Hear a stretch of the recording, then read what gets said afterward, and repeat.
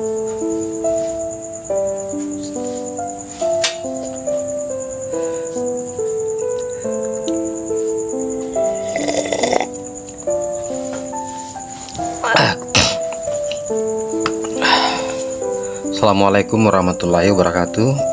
Dan selamat malam. Di video saya sebelumnya yang membahas tentang kitab itu ternyata sama di semua agama. Itu rame ternyata ya, banyak yang berkomentar di situ, banyak yang menanggapi, mulai dari tanggapan bahwa ya katanya saya harus berguru lagi, kemudian ada yang memperingatkan hati-hati nanti tersesat, kemudian banyaklah ya komen-komen di situ.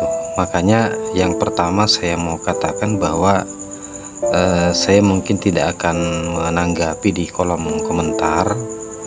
Saya lebih suka kalau saya kemudian menjawabnya dalam bentuk konten seperti ini ya. Dan sebenarnya sih saya juga berharap bahwa yang menanggapin itu juga membalasnya dalam bentuk konten seperti ini. Jadi ada semacam budaya dimana kita ada budaya ilmiah ya, dimana kita saling menanggapi dan disertai dengan dalil dan argumen kita secara lebih detail gitu ya. Nah itu lebih fair. Nah, jadi tidak sekedar kita menanggapinya secara sinis terkait sesuatu hal. Alangkah lebih gentle kalau kemudian kita juga membuat konten-konten seperti ini, karena sekarang kan zamannya seperti ini, semua orang bebas untuk buat konten kok ya, nggak ada larangan. Yang penting kita tidak menghina suatu kelompok, kemudian kita tidak menimbulkan permusuhan ya, karena kita bisa melanggar undang-undang ITE gitu. Jadi kalau kita memahami itu ya saya pikir nggak ada masalah. Berbeda pemikiran ya, berbeda pendapat, berbeda penafsiran itu hal yang biasa gitu ya. Itu saya pikir tidak ada larangan seperti itu. Yang dilarang adalah kita memprovokasi masyarakat untuk melakukan tindakan anarkis ya, atau kita menghasut gitu ya. Tapi kalau untuk menyampaikan pendapat, yaitu malah dijamin oleh undang-undang, dijamin oleh negara ya. Bahkan dengan hal-hal yang sifatnya dianggap sesat, jikalau disampaikan mungkin dengan sebuah argumen dan dalil, saya pikir nggak ada masalah gitu ya. Kita ini adalah negara hukum dan ada rambu-rambu di situ gitu. Jadi itulah yang menjamin kita, dan kita bisa mengeluarkan sebuah pendapat ya, yang seradikal apapun gitu ya. Yang penting intinya kita tidak melecehkan gitu ya kelompok tertentu, kita tidak menghasut ya, dan kita tidak menimbulkan perpecahan sara gitu ya. Itu yang pertama. Kemudian yang kedua, terkait berguru, justru sebenarnya saya mau menekankan hal ini gitu ya, karena di video saya di situ kan sebenarnya membahas tentang Quran Qadim versus Quran Mushaf ya. Malah di situ saya mengatakan bahwa sejatinya Quran itu adalah Qadim gitu. Ya inilah yang sebenarnya dijamin atau dijaga oleh Allah sebagaimana surat Al-Hijr ayat 9 itu ya. Dan Quran inilah yang sebenarnya isinya secara hakikat sama dengan kitab-kitab sebelumnya ya, mulai dari kitab Taurat, Zabur, Injil dan Al-Quran itu sebenarnya sumbernya sama itu dari sumber yang sama ya, Tuhan yang sama sebenarnya. Hanya dalam wilayah baharu, dalam bentuk mushafnya, dalam bentuk tulisannya dia berbeda karena dia turun di zaman yang berbeda pula ya. Tentu tidak bakalan bisa sama gitu ya. Dari jarak antara Musa ke Daud berapa ribu tahun gitu ya. Kemudian dari Daud ke Isa juga berapa ratus tahun. Dari Isa ke Muhammad itu ya sekitar 570 tahun gitu. Itu tentu situasinya udah berbeda, samanya berbeda gitu ya.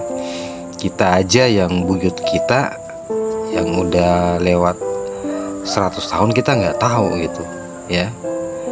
Kita nggak terlalu mengenali, apalagi kalau jaraknya itu sudah 500.000 tahun, tentu itu situasinya sudah sangat berbeda gitu. Nah itulah makanya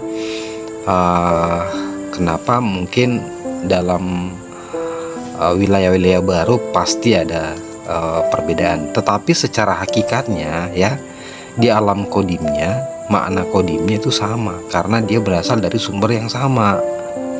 Nah ini, nah justru karena itu ya, untuk di Quran kan di Waqiah Al-Waqiah 79 kan dikatakan bahwa yang bisa membaca itu, yang bisa menyentuh hanya orang yang tersucikan.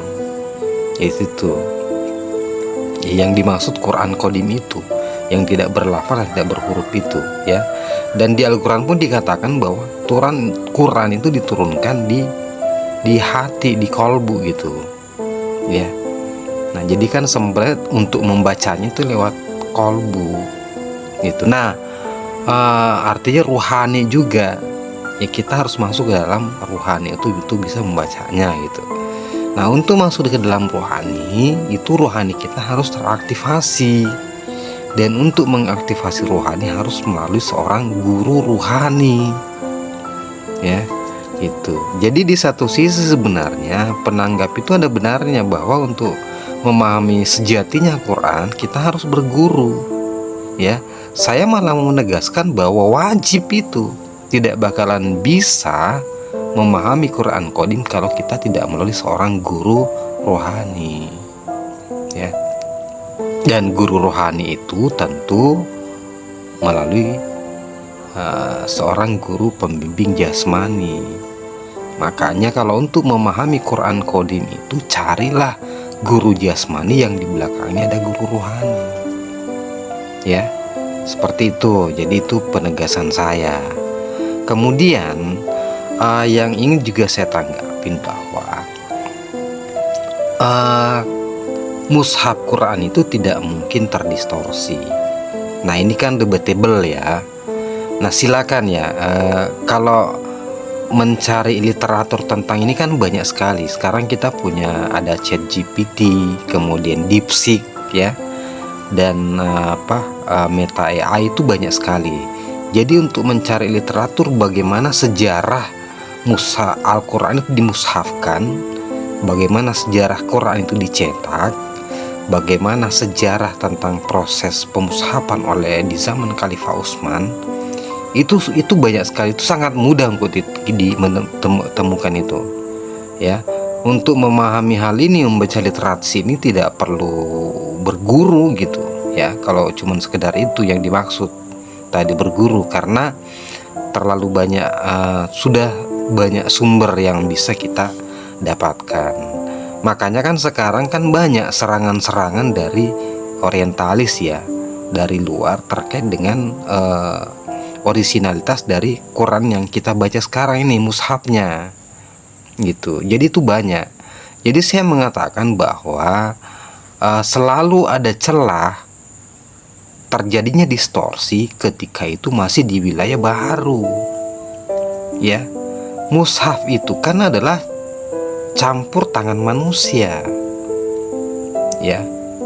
Proses penulisannya misalnya ya, proses penulisannya dari lisan baginda Nabi ke dalam tulang-tulang atau batu atau pelepah kurma, itu kan kerja manusia tuh sahabat-sahabatnya. Kemudian proses pemindahan tadi yang di pelepah kurma, proses pengumpulannya ya, itu pun juga oleh manusia, ya. Kemudian proses penyeragaman, ya, standarisasi di zaman Khalifah Utsman itu pun juga oleh manusia. Nah, setelah itu kemudian proses pencetakannya, kemudian proses perbanyakannya, ya. Jadi kalau kita mengatakan bahwa itu nggak bisa terdistorsi, waduh.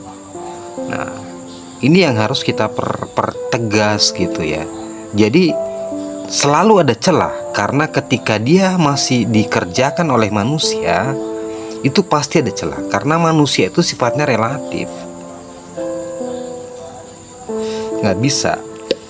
Apalagi jaraknya itu ya antara proses pemindahan dari pelepah kurma ke mushaf, ya, dalam bentuk mushaf, ya, dan seterusnya, itu ada proses ada proses waktu di situ gitu. Jadi kalau kita apa namanya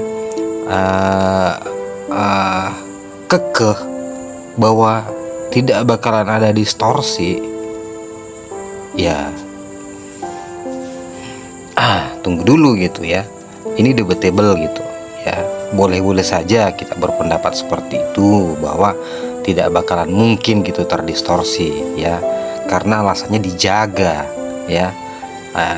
Di video yang sebelumnya kan saya udah jelaskan bahwa ayat itu turun pada saat Makkiyah. Di situ belum ada mushaf. Berarti yang dimaksud terjaga di situ sebenarnya bukan mushafnya. Ini yang harus kita pahami gitu, ya. Nah, jadi makanya yang saya katakan bahwa sebenarnya ada yang disebut dengan Quran Qadim. Itu Gus Dur kalau nggak salah di lagunya Sir Tampawaton itu ada tuh, Al-Quran Qadim.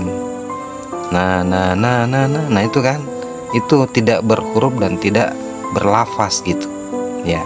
Mestinya itu yang kita pelajari, bagaimana bisa membaca ayat-ayat Qadim itu, Quran Qadim itu.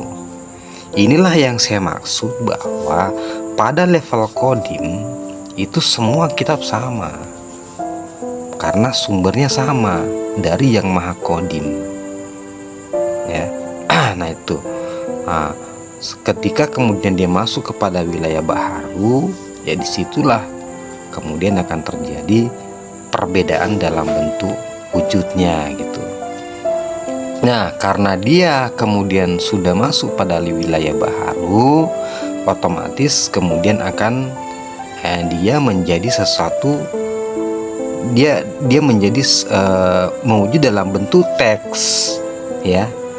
Nah, ketika dia dalam bentuk teks, maka dia kemudian bebas untuk ditafsirkan oleh siapapun gitu, ya. Nah, memang ada yang disebut sebagai ahli tafsir dan sebagainya dan lain sebagainya gitu, ya, benar seperti itu. Tetapi kemudian dia tidak tertutup untuk ditafsiri gitu. Nah, kan ada juga yang namanya takwil, ya, mentakwil gitu. Kalau tafsir itu ya mungkin dia lebih kepada bagaimana historinya gitu, bagaimana situasi pada saat dia turun. Kalau takwil itu dia udah masuk pada persoalan bagaimana memaknainya gitu, mengkaitkan situasi sekarang gitu, ya. Nah, tadi ketika dia sudah berupa teks, maka kemudian akan muncul berbagai macam apa artinya dia masuk pada wilayah untuk ditafsir dan ditakwil, ya. Nah, sementara, ya, yang menafsiri dan mentakwili ini tentu mereka punya latar belakang masing-masing, punya pengetahuan masing-masing, ya, yang berbeda-beda tentunya, ya, punya background, punya guru yang berbeda mungkin, ya, punya latar belakang pendidikan yang berbeda, punya situasi lingkungan yang berbeda, punya situasi politik yang berbeda. Itulah yang kemudian berdasarkan latar belakang mereka itu kan yang kemudian membentuk struktur berpikir mereka, cara berpikir mereka si penafsir itu, ya. Dengan itulah kemudian mereka menafsirinya, ya. Jadi jangan heran kalau kemudian muncul banyak tafsir, muncul banyak ahli tafsir gitu, ya. Jadi teksnya dia tetap gitu ya, dia tetap, kemudian makna kodimnya pun tetap gitu ya. Tapi tafsir ini tidak bakalan bisa 100% menyamakan makna kodimnya, akan selalu ada distorsi. Ini yang saya maksud. Nah, ketika distorsi itu kemudian dipisahkan berjalan dalam jangka waktu yang sangat panjang, ya bisa jadi awalnya distorsinya kecil tapi lama-lama dia bisa membesar. Jadi di sini ada dua distorsi yang saya maksud. Yang pertama, distorsi dari lisan menjadi tulisan. Kemudian yang kedua, setelah dalam bentuk teks ada kemudian penafsiran ya dan penakwilan. Nah, di wilayah penafsiran dan penakwilan inilah yang kemudian ada celah distorsi tadi. Jadi kita nggak perlu terlalu kekeh di situ ya, karena apapun yang kita pakai untuk menyangkalnya ya secara logika itu nggak bisa ya. Itu yang mampu kita yang bisa kita kekeh di situ adalah bahwa itu makna kodimnya. Kalau di makna kodimnya itu sifatnya mutlak, absolut ya. Makanya kenapa kita disuruh percaya kepada kitab-kitab sebelumnya ya. Karena yang dimaksud, sekali lagi yang dimaksud di situ adalah itu tadi, Quran Qadim. Itulah yang disebut zalikal kitabul la raiba fihi dalil muttaqin, petunjuk ya. Itulah yang sebenarnya, dan itu dia berada di Baitullah gitu ya. Nah, itu hanya bagi orang-orang yang beriman ya. Nanti ada video saya tentang misteri orang beriman, yang mana yang dimaksud dengan orang beriman ya. Ini ada kaitannya nih sebenarnya dengan Quran Qadim ya. Yang bisa membaca Quran Qadim itu adalah mereka yang sudah ditanamkan Nur Qadim ya. Mereka lah yang disebut dengan orang-orang yang beriman. Mereka lah yang dibebani untuk proses yang ibadah-ibadah yang diperintahkan tadi itu gitu ya. Jadi tonton video saya tentang misteri orang beriman. Nah, jadi mungkin sampai di sini dulu ya. Saya hanya pengen menegaskan yang tadi bahwa